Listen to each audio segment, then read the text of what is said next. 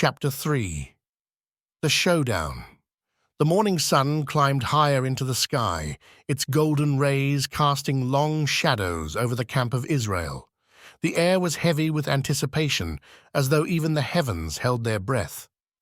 Thousands of men, women, and children gathered near the tabernacle, their faces etched with a mixture of curiosity and fear. The tension was palpable. Everyone knew they were about to witness something monumental. At the center of it all stood two opposing groups. On one side were Moses and Aaron, calm and resolute, their faith in God unshaken. On the other were Korah, Dathan, Abiram, and the 250 men of renown, holding their censers, their faces filled with defiance and confidence. Between them lay the open ground, the stage for divine judgment. Korah stepped forward, his voice strong and commanding. "Moses, you claim to speak for the Lord, but we say otherwise. Are we not all holy? Has the Lord not set his spirit among all his people? Why do you place yourself above us as though you are greater than the assembly of the Lord?" The crowd murmured, some nodding in agreement, while others exchanged uneasy glances. Korah's words resonated with those who had grown weary of the wilderness and their perceived lack of progress. To them, his challenge seemed justified. Moses raised his hand for silence, his voice calm but firm as he responded.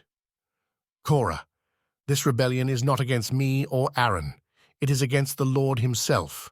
Today, the Lord will show whom he has chosen to lead his people. Each of you, bring your censers before the Lord and let him decide." The offering of incense. The 250 men of renown, each a leader in their own right, stepped forward with their censers. The crowd watched in hushed silence as they carefully filled the vessels with incense and lit the fires. The smoke rose in curling tendrils, the scent filling the air and mingling with the tension that gripped the assembly. Moses turned to the people, his voice carrying a note of warning. "Depart from the tents of these wicked men.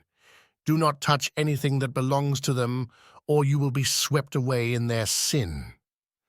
At his words, the crowd drew back, fear flashing in their eyes. Families hurriedly distanced themselves from the tents of Korah, Dathan, and Abiram. Mothers clutched their children tightly, and fathers ushered their families away, casting wary glances over their shoulders. Moses walked to the tents of Dathan and Abiram, his staff in hand. The two men stood defiantly at the entrances, their families behind them. Their faces were hard, their pride unyielding. "You have gone too far," Dathan said, his voice filled with scorn. "You brought us out of a land flowing with milk and honey to die in this wilderness, and now you would lord it over us even more." "We will not bow to you, Moses." Moses' expression was solemn as he lifted his staff. "By this, you will know that the Lord has sent me to do all these things, and that it was not my own doing. If these men die a natural death, then the Lord has not sent me. But if the earth opens its mouth and swallows them alive, then you will know that these men have treated the Lord with contempt." The ground trembles. The assembly grew deathly silent, every eye fixed on the scene before them. Even the air seemed to grow heavier, the stillness broken only by the faint crackle of the censer's flames. Then suddenly, the ground beneath Korah, Dathan, Abiram, and their households began to tremble. A low rumble echoed through the camp, growing louder with each passing second. The people gasped, stepping back in fear as the ground shook violently.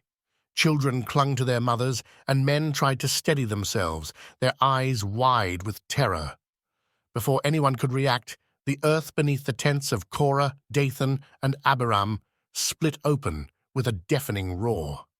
The crowd screamed as the ground yawned wide, swallowing the men, their families, and all their possessions. The cries of the rebellious leaders were drowned out by the rumble of the earth as it closed over them, leaving no trace of their existence. The people stood frozen in shock, their faces pale and their hearts pounding. The silence that followed was deafening, broken only by the faint crackle of the censers left on the ground. The fire of judgment. As the people stared in stunned silence, a sudden burst of fire shot out from the presence of the Lord at the tabernacle. The flames consumed the 250 men who had offered incense, their censers clattering to the ground. The smell of smoke filled the air, mingling with the cries of the terrified onlookers. The fire was swift and final, leaving no doubt in the minds of the people about the Lord's judgment. Those who had doubted Moses and Aaron now trembled in fear, their rebellion snuffed out in an instant. A warning and a reminder. Moses turned to Eleazar, the son of Aaron, and instructed him to gather the censers from the ashes of the men who had been consumed. "Hammer them into sheets to overlay the altar," Moses said, his voice steady but somber. "Let them serve as a sign to the people of Israel, a reminder that no one except the descendants of Aaron may come near to offer incense before the Lord, or they will suffer the same fate." Eleazar obeyed, carefully collecting the censers and following Moses' instructions. The hammered sheets were placed over the altar, a stark reminder of the rebellion and its consequences. The people mourn.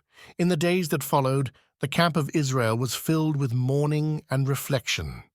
The families of the men who had perished grieved their loss, while others struggled to come to terms with the events they had witnessed. The ground where the earth had opened remained a scar on the landscape, a visible reminder of the cost of rebellion against God.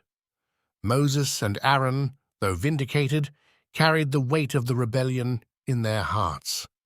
They knew that leading the people of Israel was not about power or authority, but about obedience to God's will. Their prayers were filled with pleas for wisdom and strength, knowing that the journey ahead would bring more trials.